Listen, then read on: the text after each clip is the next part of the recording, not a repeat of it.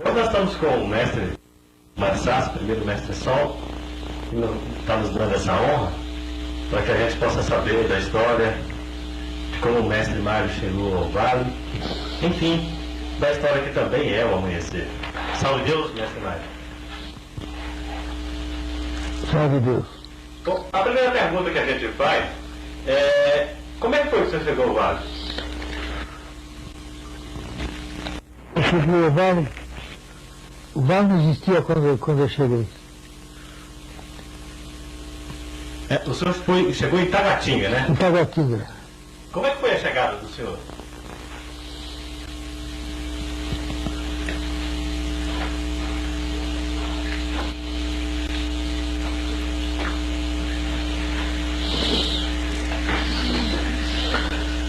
Eu trabalhava na universidade naquele tempo. Eram as relações públicas da universidade. E eu tinha uma secretária que gostava de frequentar tudo que era centro. Ela ia procurando auxílio nos centros.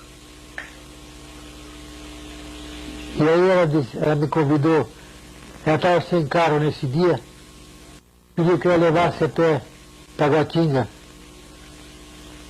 para conhecer uma tia Neiva. E eu de fato fui, levei até Taguatinga, e a tia Neiva morava numa casinha modesta. E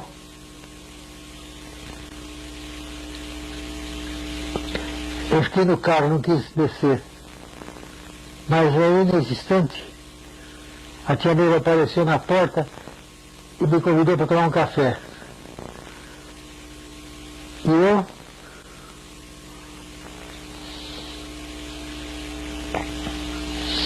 foi que eu desci do carro e fiquei com ela. E ela, a primeira pergunta que ela fez, me encantaram, porque ela demonstrou saber tudo sobre minha vida. E eu fiquei também embatucada com aquilo. Aí ela disse: o senhor é médium, precisa trabalhar. E tinha um templozinho na Taguatinga, naquele C11, que é onde tinha o orfanato. E era um barraco de teia de papelão, que chovia muito nesse barraco.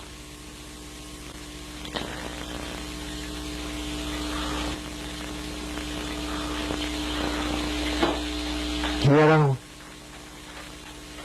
era como se tivesse sido construído um barraquinho inicial, depois foi assim bem aumentado. Foi esticando para abrigar toda aquela criançada. Eu conto essa história no meu livro, que é sobre os olhos da clarividente, que é a história de Daniel. Um capítulo dedicado a Daniel, que era um do orfanato naquele tempo.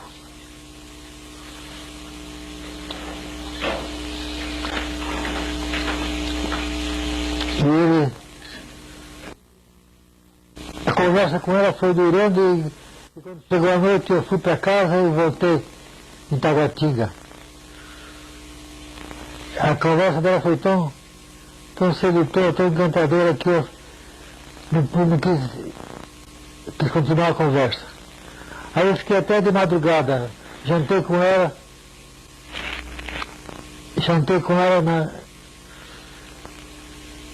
na cozinha e nesse tempo o marido dela era o Getúlio, que trabalhava no Senado, era chefe de eletricista no Senado. E eu achei aquilo magnífico, aquela primeira entrevista. Foi continuando e eu só saí de lá de madrugada. Fui para minha casa de madrugada, eu morava no plano piloto ali na W3.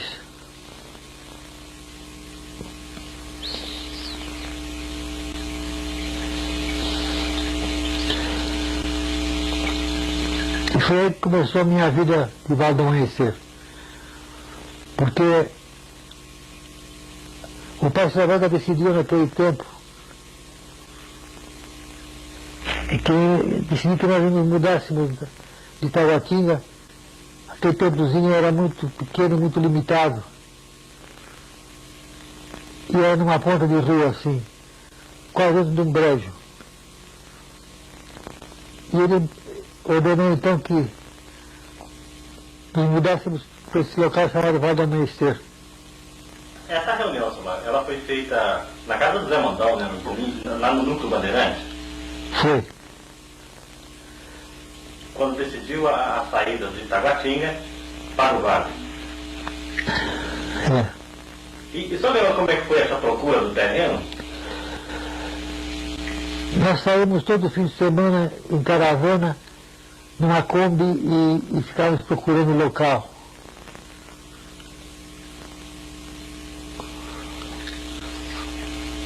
Para fazer o Vale do Amanhecer.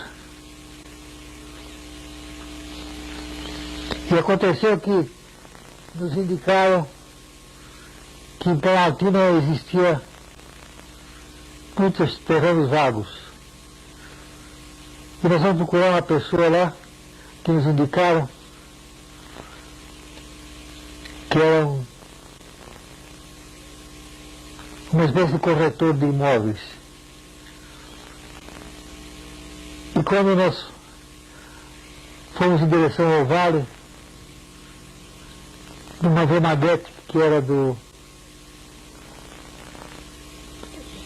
dos móveis da corrente,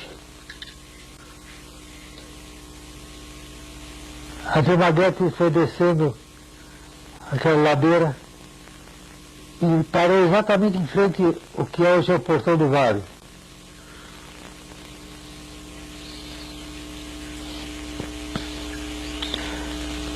Aí nós voltamos correndo para Taguatinga para dar a notícia para a Neiva que tínhamos encontrado o terreno. E ela disse, eu já sei, era lá mesmo que vocês foram. Ela tinha visto naquela igreja dela, nós tínhamos assim uns ido. E aí, nós nos demos falar com toda a meninada do orfanato. Seu Mário? Não existia nada, existia só um barraquinho. Um barraquinho que era ocupado por uma família de gente pobre. E nós nos instalamos nesse barraquinho.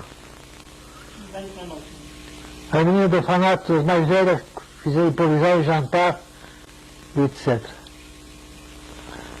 De maneira que a nossa vida começou nesse dia assim. A data não me lembro exatamente.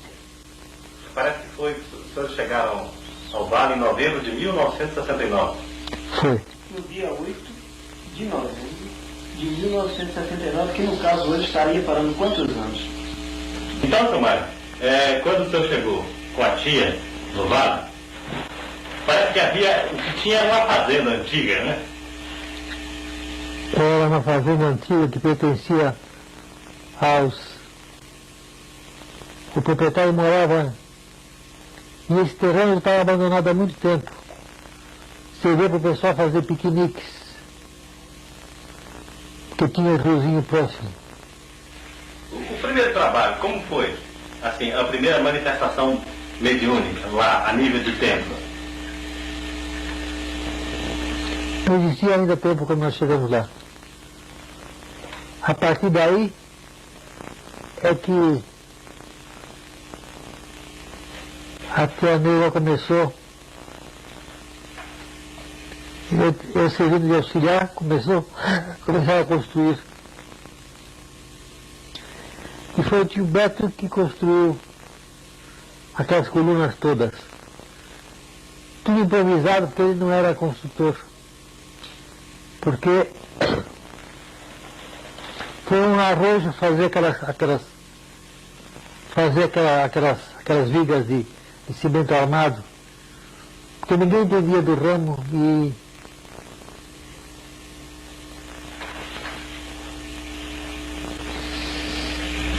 E a nível da doutrina, da primeira iniciação,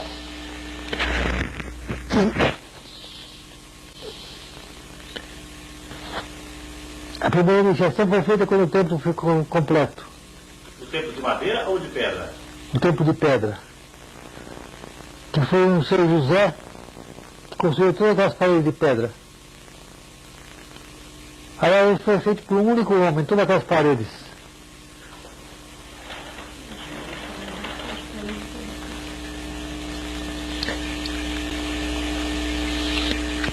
O curioso do negócio da construção do templo é que existia um bocado de eucalipto na área. E o Tiãozinho que indicou a metragem de construção. Comprado na Tia Neiva. E ele disse, daqui até ali tem tantos metros, e realmente correspondeu ao que ele falou. O templo foi planejado para ser uma elipse, um oval. E o Gilberto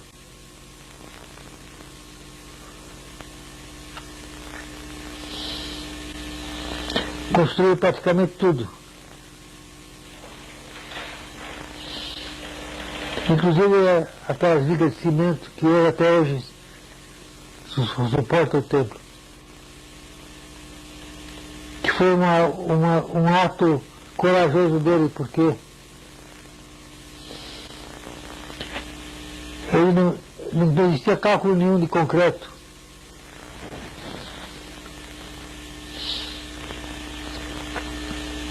Foi no olhômetro que se construiu a mistura de cimento com a brita.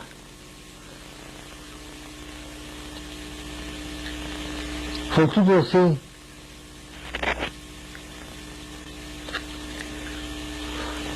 Sem nenhum cálculo estrutural, nada.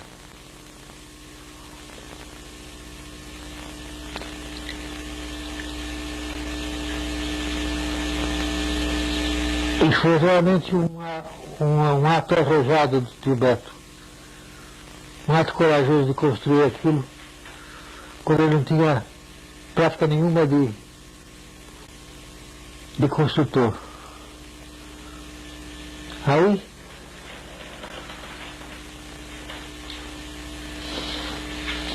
eu não duvidei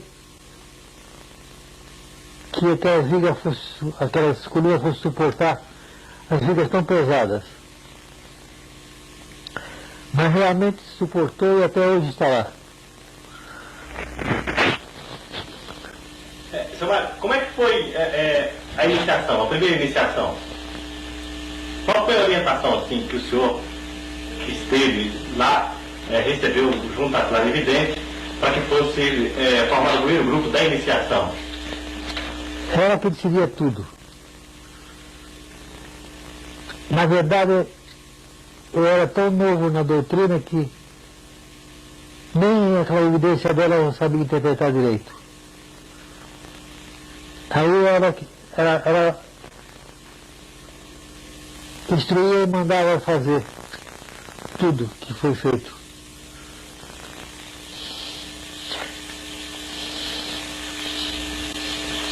É verdade que já tinha trazido um bocado de médios que eram da UESB antiga. E esses médicos que acompanharam, como o Zé Mandão acompanhou a Tia Neiva quando ela fosse. E ele foi um dos primeiros a chegar lá. Que o apelido dele de Zé Mandão surgiu exatamente porque ele punha a molecada toda do orfanato para trabalhar. E às 5 horas da manhã ele percorreu todos os alojamentos e punha todo mundo para fora da cama. E ele adquiriu o partido de Zé Mandão por causa disso. Porque ele era realmente competente para ordenar e fazer as coisas. E a maior parte das coisas iniciais do Vale foram feitas pelos meninos do orfanato.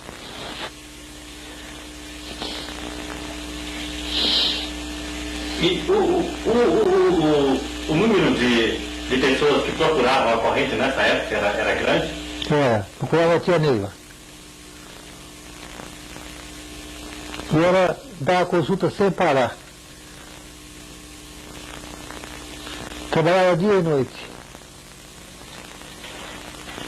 E, seu Mário, qual foi, assim, o fato, a nível do senhor, que sempre foi um pesquisador mais extraordinário, a nível da clarividência dela, que o senhor presenciou?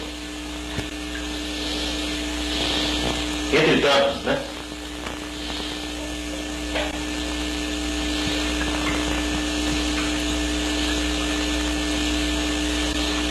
Eu tinha uma formação universitária e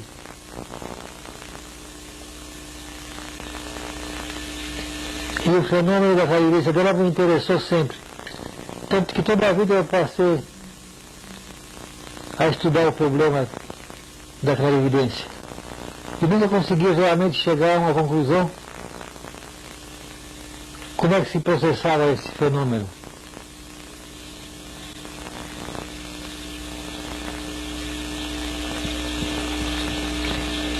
De maneira que para mim era uma coisa espantosa, como é que ela sabia de tudo que se passava, podia olhar à distância e ver os acontecimentos.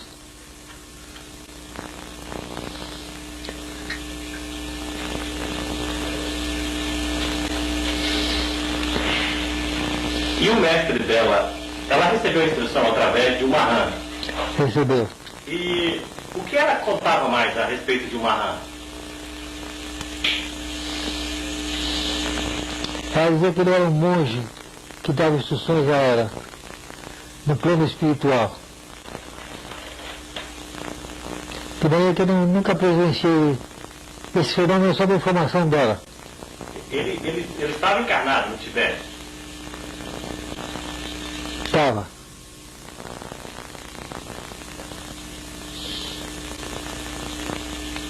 E ela saía do corpo e falava com ele em etérico.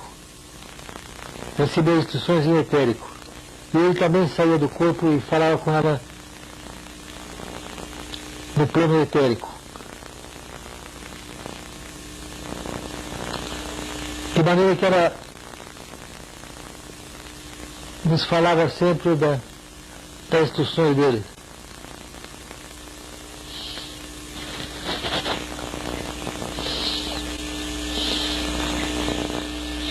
O mestre Mahan, ele também faz parte da tribo ou apenas é um cooperador da missão? Ele é um cooperador da missão. Ele não... Eu nunca soube realmente qual é a origem dele, se ele era um jaguar ou não.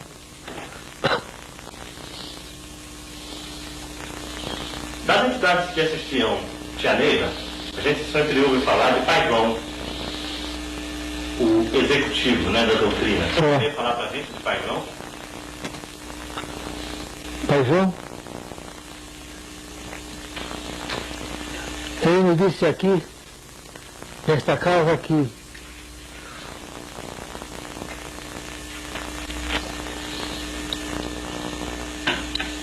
Adão teve 2 filhos, Caim e Abel. Os Enoques são descendentes de Caim. Eu nem sei se posso revelar esse fato. Preferia que o próprio Pai João falasse para vocês. Aliás, tem um médium de Pai João lá que é extraordinário, é o Wilson. Vocês poderiam conversar com ele, incorporado, aí vocês iam saber a história de Pai João, dos Enoques. Realmente. Na formação do povo, da formação dos adjuntos, o senhor poderia falar para a gente como é que começou a formação dos trínios, adjuntos, essa ordem, essa hierarquia? Não, eu não sei falar sobre isso, porque o negócio surgiu tão naturalmente, ela nomeava as pessoas, designava cada um que fazia tudo pessoalmente. De maneira que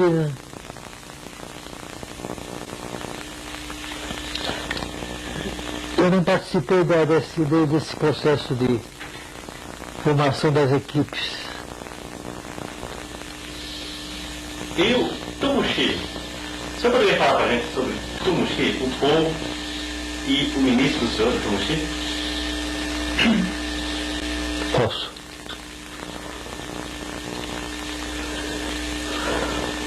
Os Tumuxis são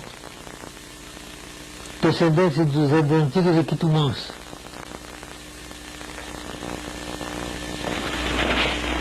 E como ela me designou mestre Tumuxi, eu nunca mencionei a respeito de qual é a origem deles. Só que ela me disse foi que eles eram descendentes dos Iquitumãs. O senhor tem um amigo espiritual chamado Tartuce, não tem? Como chama? Tartuce? Não sei não.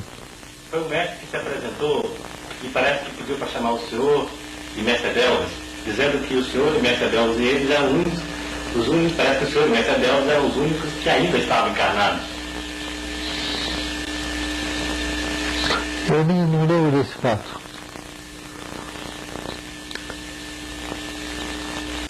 Você vai ter que me perdoar porque eu tenho muito problema ainda de memória. E eu, depois dessa enfermidade, eu fiquei um pouco desmemoriado.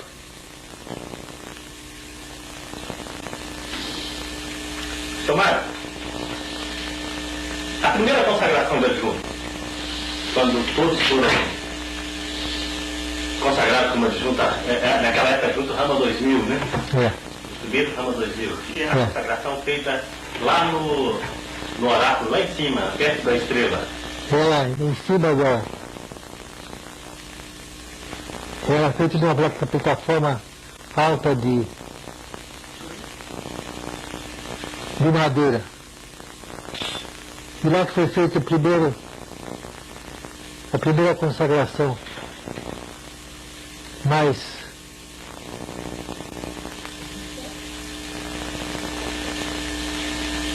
A da plataforma de madeira em cima do templo, você está falando? é, Aquela foi a iniciação. Diga a consagração dos adjuntos lá em cima, no oráculo de Amon-Ra, Não na estrela também. na estrela candente. não foi feita nessa plataforma ainda. Tanto que eu me lembro muito bem do incidente que houve. O Amélie de repente incorporou lá embaixo. E eu doutrinei o espírito.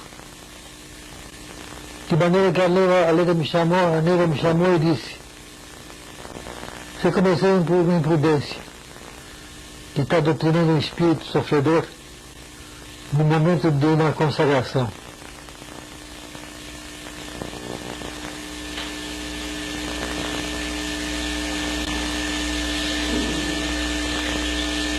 Era uma plataforma que existia bem em cima de onde ela depois passou a perder. Foi colocada depois a estátua do Cristo.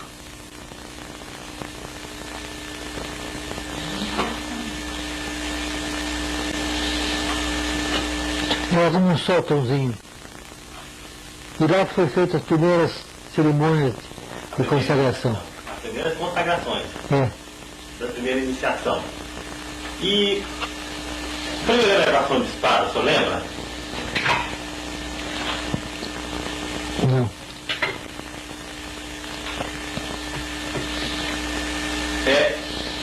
Na última reportagem do senhor, onde é que o senhor fala sobre a estrela, o poder da estrela, o que é, na verdade, a estrela? O senhor poderia falar para a gente? A estrela candente é um ponto de radiação que irradia para o planeta inteiro. Suavizando, amenizando a situação do planeta, situação espiritual.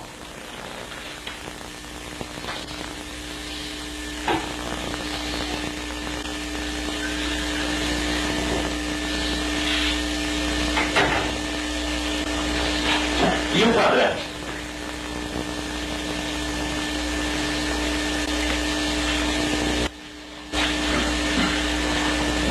Aquela cerimônia Da unificação. que vai até a pirâmide. Exato. Isso foi tudo organizado por ela. Ela fez as primeiras. Ela sempre ia na frente das primeiras cerimônias e ensinava os médicos a fazerem. Ela participava de tudo. Embora com tanta dificuldade de falta de respiração, ela participava de tudo. Ela trabalhava ininterruptamente. Estava sempre na frente das coisas.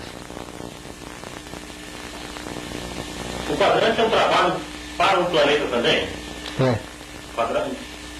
Inclusive, no livro de Estrelas, o senhor diz a respeito dos maias, né, que havia também lá na civilização maia a Avenida dos Mortos, e aqui é representado no quadrante que eles, aqui é chamada da Avenida dos Vivos. Até o senhor até faz uma brincadeira, né? Essa é uma palavra.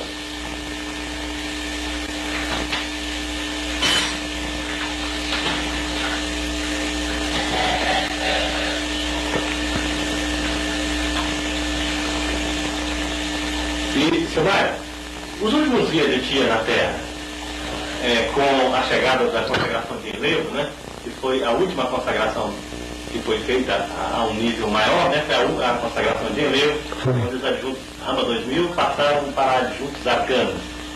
O que apresentou aquela consagração? O Relevo. Um grau de avanço que cada adjunto tinha era um grau conquistado. E qual a relação do adjunto com o povo? O adjunto de povo, qual é a relação que ele tem com o povo dele, as pessoas que se formam em torno do adjunto? É de outras encarnações que eles tiveram um relacionamento. E isso era baseado nesse fato.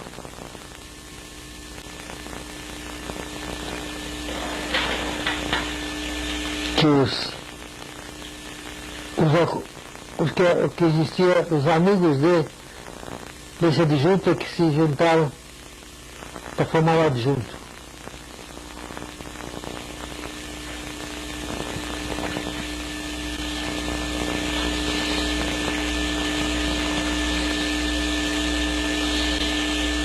A herança básica, a herança transcendental básica do amanhecer é do espírito espartano. Fala-se muito no espírito espartano. E onde fica o espírito do ateniense, de Atenas, do povo de Atenas? As duas cidades gregas, né, que cresceram praticamente, nasceram juntas, Esparta e Atenas, fala-se muito no espartano, no homem. Mas o senhor, a gente sabe que o temperamento do senhor é mais filosófico, mais puxado para a aristocracia ateniense. Uma coincidência que eu segui uma linha filosófica no passado, em minhas encarnações anteriores,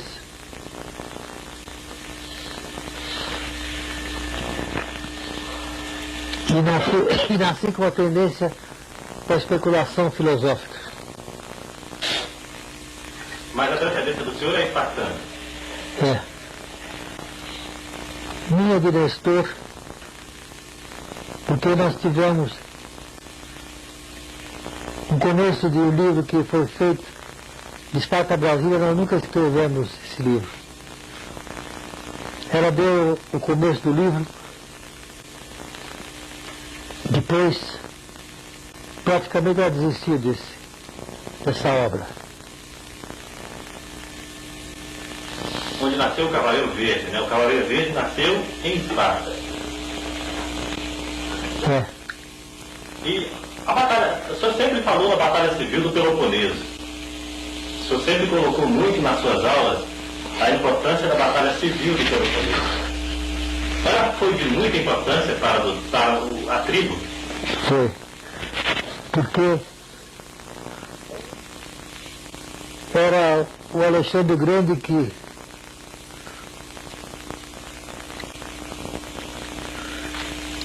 provocou aquelas batalhas. E era um espartano realmente, era um espartano filho de Filipe, e teve uma orientação filosófica do grande filósofo da época. Se não me engano foi Sócrates que educou o Alexandre. Mas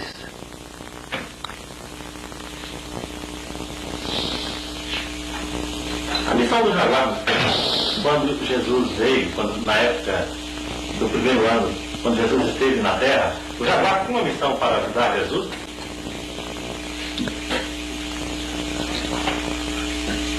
devia ter tido porque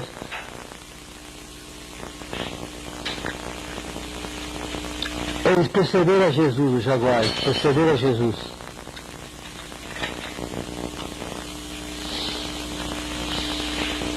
Nos cantos dos adjuntos, alguns deles falam assim, eu sou aquele cavaleiro que andava pela Palestina, inclusive o canto do Beto fala muito sobre o cavaleiro espartano e fala sobre a Palestina. Então, naquela época, os jaguares tinham a missão de ajudar a Jesus na consolidação do cristianismo. E o que aconteceu, seu Mário? A gente sabe que foi uma triste experiência, né?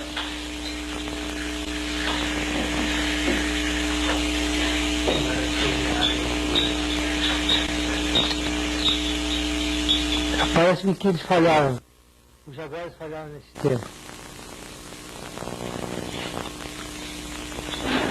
Outro período que o senhor tem sempre falado, dito nas suas aulas, foi o período dos maias na América Central. Foi outro período difícil do Jaguar. Foi.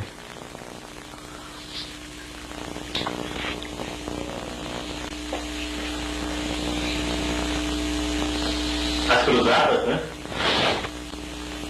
A participação do Jaguar nas cruzadas foi muita? Foram muitas, intensas? Foi.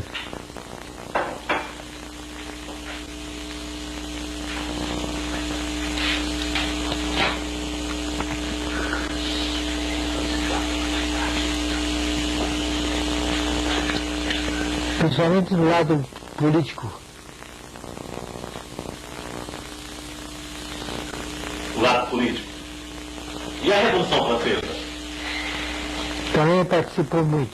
Os jaguares participaram muito. Por que Dom Inácio de Loyola II a tia passou a informação de que ele seria o chefe do Vale das Sombras? Eu ainda questionei essa informação. Parece que também um cardeal Richelieu, né?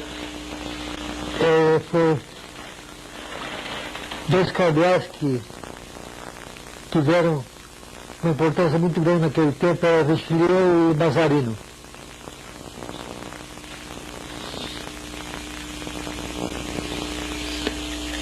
E eu nunca mexi nesse assunto, mexia nesse assunto por causa que tem por norma o Vale, sempre teve por norma respeitar a Igreja Católica, não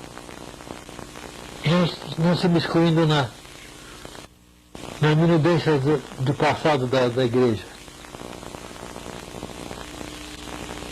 A lei nos ensinou exatamente a não imiscuir nessa parte da história da Igreja, inclusive da Inquisição, que é um tabu tocar-se na Inquisição. Inclusive porque muitos jaguares tiveram participação ativa na Inquisição. Como esse jaguar que está falando com vocês agora. E a minha situação atual é o resultado dessa encarnação que eu tive, como um cardeal que fazia parte da Inquisição.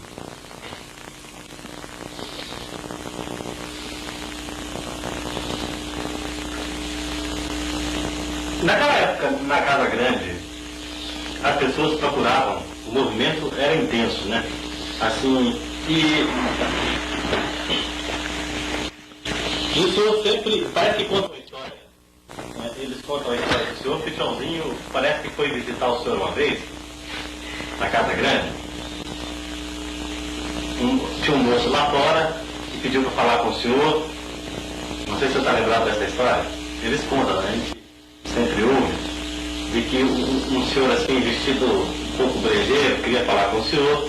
Aí o senhor parece que ia para o tempo, ou depois, meu filho, depois. Aí a tia manda chamar o senhor e diz assim, senhor... Aí ela mandou que eu atendesse a pessoa.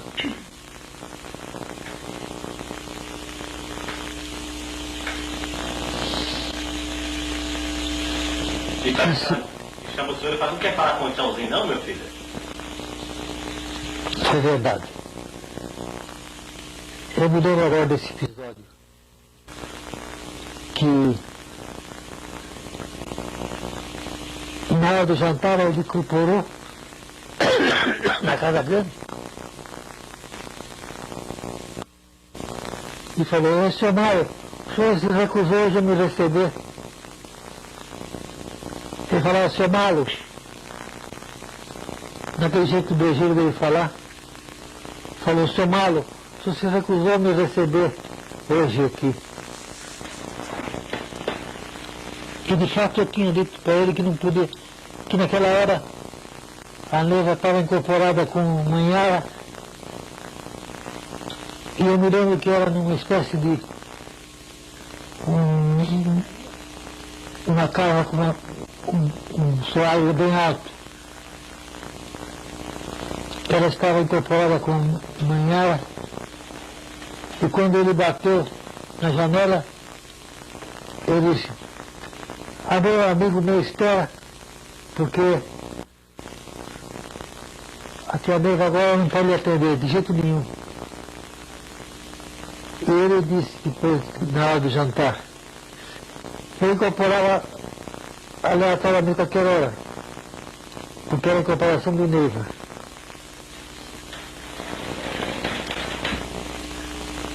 E a gente, eu fiquei bem vexado naqueles dias. Fiquei bem embaraçado. Porque realmente eu havia dito para ele que não podia, a Neiva não podia atender.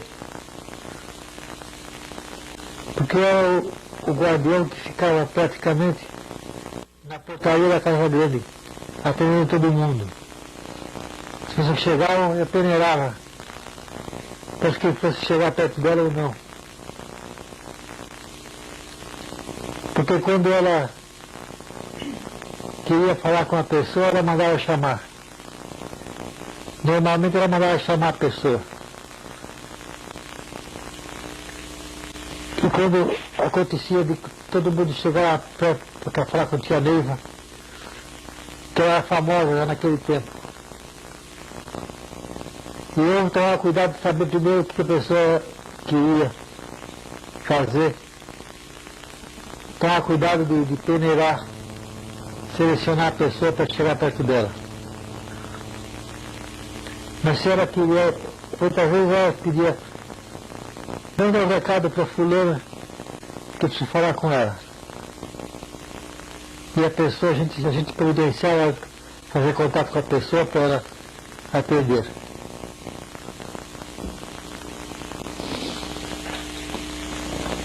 Em 84, começou-se a falar sobre determinados espíritos que depois, inclusive hoje a gente não ouve muito falar, no entanto naquela época que já falavam muito, os encoraçados. É. Os encoraçados são espíritos que tinham capacidade de se materializar aqui na Terra. Eles não eram maus espíritos, não é nada do que se falou no Vale até agora. O encoraçado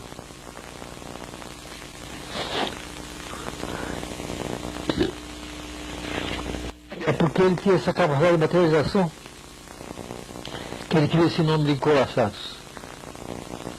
Mas não eram espíritos malignos, não. Mas não era o espírito de luz também? Não. Intermediário. Era mais ou menos. E qual era a função assim, deles no plano espiritual? Você se lembra? Não. Era um deles. Não disse isso. Parece que existe até o caso que um deles entrou e beliscou a Elsônia no rosto, né? Dentro da casa grande.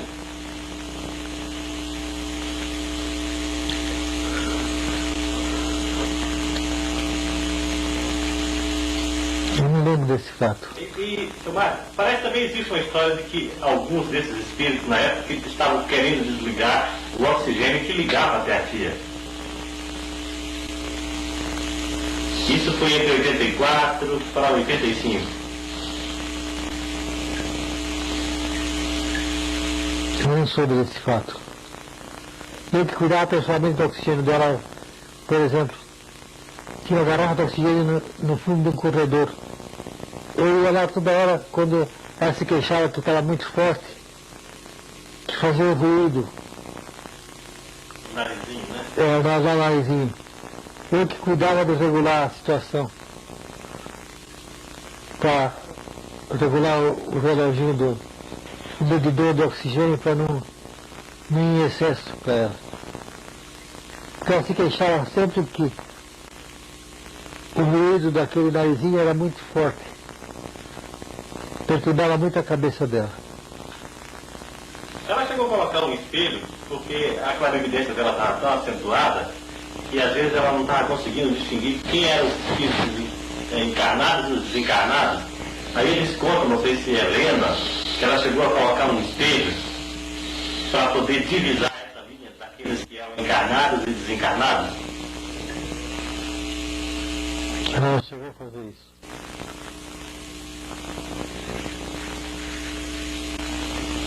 Mas isso foi anterior ao Vale do Amanhecer. Foi da UERJ. Na UERJ. E os últimos dias de tia, as informações, a pressa, parece que ela sentia... seu Mário, ela sentia que ela ia desencarnar logo? Ela previa isso. Embora ela afirmasse sempre que ninguém nunca saberia o dia que ia desencarnar.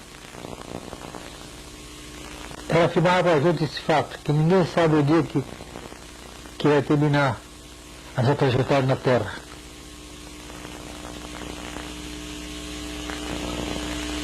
E ela mesma não previu a morte dela. Ela dizia para nós mesmo que nem Jesus previu o desencarne dele.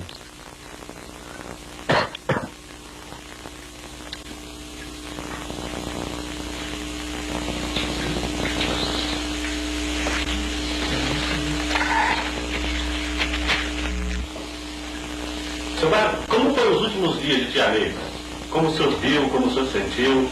Como é que foi aquela correria, essa expectativa? A toda hora ela tinha uma espécie de desmaio e a gente corria lá para o hospital imediatamente. Naquele tempo tinha um médico que assistia a ela, era o doutor Tom Barros.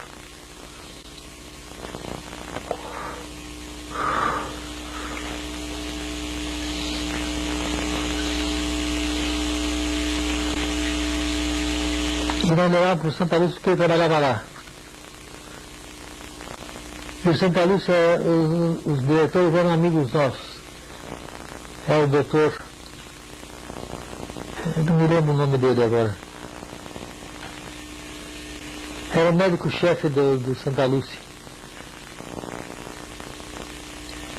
Quando ela chegava lá, eles desejavam em acomodações para ela.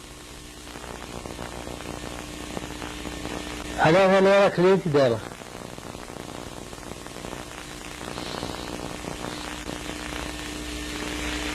Fala-se que até o João Figueiredo também foi paciente de tia. Eu nunca soube disso. Dizem que ele já foi até no Vale, o presidente João Figueiredo.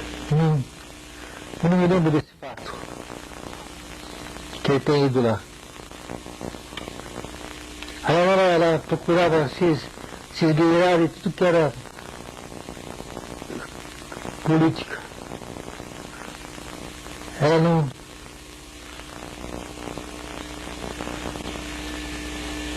se orgulhava de que o fulano teve lá, o senador. Ela tem um amigo senador, que aliás, o filho desse senador foi presidente vitalício da Ordem Espiritualista Cristã, anterior à minha entrada na corrente. Para a gente poder encerrar, que já está cansado, só queria que o senhor falasse sobre o último dia. Foi 14 de novembro de 1985, né? Ela desencarnou no dia 14, né? 14 para 15, foi de madrugada. O senhor estava lá também, na UTI com ela? Aliás, lá no Santa Lúcia? Estava no Santa Lúcia, na UTI. Na UTI não, que não podia nem se entrar na UTI. Mas eu estava no apartamento dela. E foi uma coisa triste, uma coisa assim, comovente.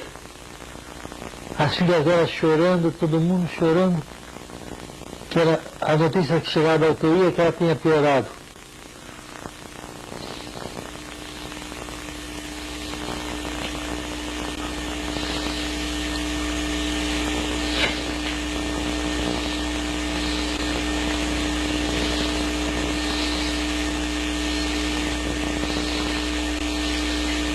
Nós estávamos no apartamento dela, quando vinha as notícias que ela estava pior, melhor, o médico chegava e dizia,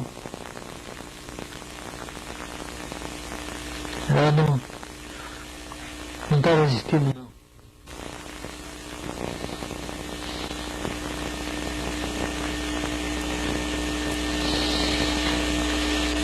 Hoje, seu Mário, 1994, passados 9 anos, né, da passagem de tia para o plano, qual a mensagem do senhor para todos os homens desse planeta, todos os jaguares, todas as pessoas que buscam... A minha mensagem é, os jaguares principalmente,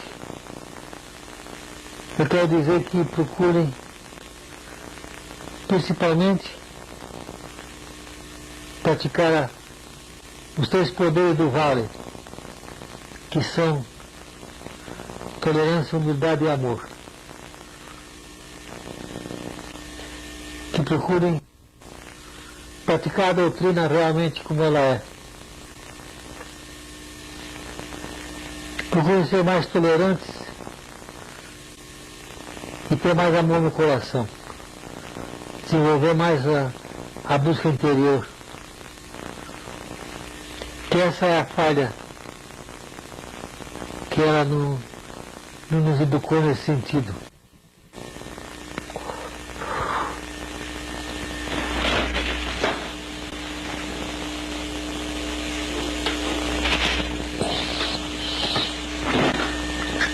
Que procura principalmente a tolerância.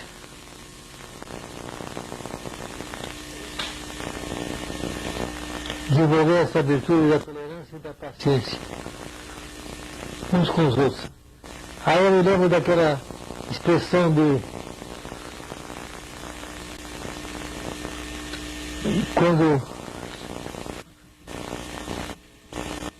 Carba ofereceu seus exércitos a Jesus para salvar a situação dele. E ele, daquele sofrimento todo, com a cruz nas costas, disse apenas: amai-vos uns aos outros. E é a recomendação que eu faço: amai-vos uns aos outros. Que falta, toda essa situação no momento é resultado dessa falta de amor que está existindo.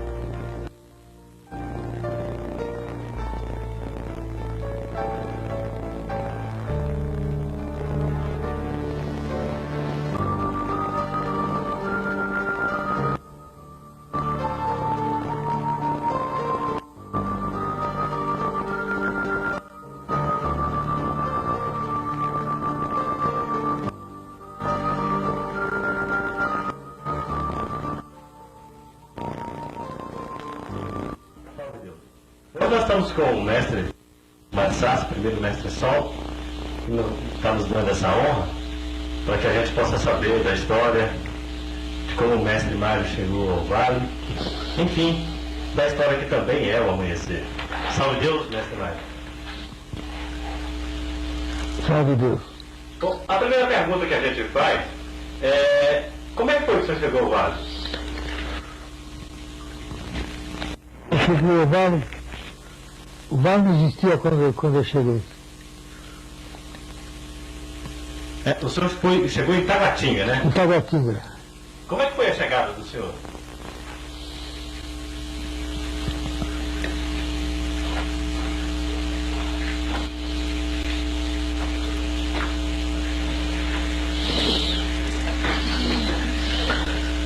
Eu trabalhava na universidade naquele tempo. Eram as relações públicas da universidade. E eu tinha uma secretária que gostava de frequentar tudo que era centro. Ela ia procurando auxílio nos centros.